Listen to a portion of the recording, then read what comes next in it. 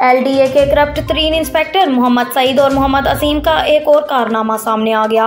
Vice chairman कौमी ताजर इत्तेहाद अबू बकर road township Rana Nadeem Ahmad ने इनकी करप्शन का भांडा फोड़ दिया। राना नदीम अहमद ने तमाम मीडिया को इनकी करप्शन के बारे में बताया। करप्ट इंस्पेक्टर मोहम्मद सईद और एक प्राइवेट आदमी मोहम्मद अजीम उनकी दुकान पर आए जो ये नई तमीर कर रहे थे। उनको बोला काम बंद कर दें नहीं तो हम इसे सील कर देंगे, और साथ ही इन दोनों ने अपनी डिमांड भी बता दी कि आप एक सूरत में दुकान बना सकते हैं, हमें 2.5 लाख रिश्वत दें। मेरे छोटे भाई ने उनको 2.5 लाख रिश्वत देकर काम शुरू करवा दिया। जब दुकान मुकम्मल हो गई तो मोहम्मद सईद और मोहम्मद अजीम दोबारा वहां आए और बोले आज यहां से हमारे डिप्टी डायरेक्टर राना ताहिर का विजिट हुआ है, इसलिए हमें 1 लाख रुपए और दो। हमने राना ताहिर को एब्लीज करना नहीं तो वो आपकी दुकान तोड़वा देंगे।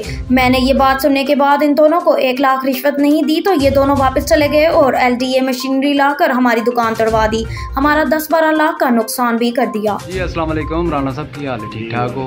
की प्रॉब्लम बनी है राणा साहब? तुहाडे नाल जरा थोड़ी जी डिटेल नाल, जरा थोड़ी उच्ची आवाज़ नाल।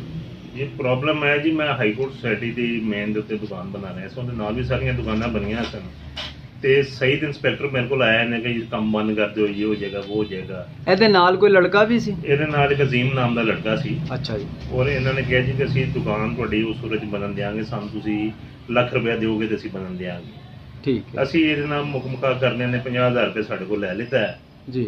ਉਸ ਤੋਂ ਬਾਅਦ ਦੁਕਾਨ ਵੀ ਬਣ ਗਈ ਔਰ ਇਹ ਕੁਝ ਦਿਨਾਂ ਬਾਅਦ ਫਿਰ ਆ ਗਿਆ ਜੀ ਡਿਪਟੀ ਡਾਇਰੈਕਟਰ ਰਾਣਾ ਤਾਹਿਰ ਸਾਹਿਬ ਜਿਹੜੇ ਨਾ ਇੱਥੋਂ ਗੁਜ਼ਰ ਕੇ ਗਏ ਨੇ ਔਰ ਉਹਨਾਂ ਨੇ ਮਜ਼ੀਦ ਜਿਹੜਾ ਨਾ ਉਹਨਾਂ ਨੂੰ ਹੁਣ ਦੇਣਾ ਪਏਗਾ ਪੈਸੇ, ਵਰਨਾ ਤੁਹਾਡੀ ਦੁਕਾਨ ਗਿਰ ਜਾਏਗੀ ਜੀ।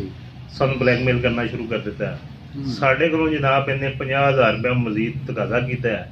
ਅਸੀਂ ਇਨਕਾਰ ਕਰ ਦਿੱਤਾ ਕਿ ਵੀ ਅਸੀਂ 50,000 ਦੇ ਚੁੱਕੇ ਹਾਂ ਔਰ ਮਜ਼ੀਦ ਪੈਸੇ ਮੈਂ ਨਹੀਂ ਦੇ ਸਕਦਾ।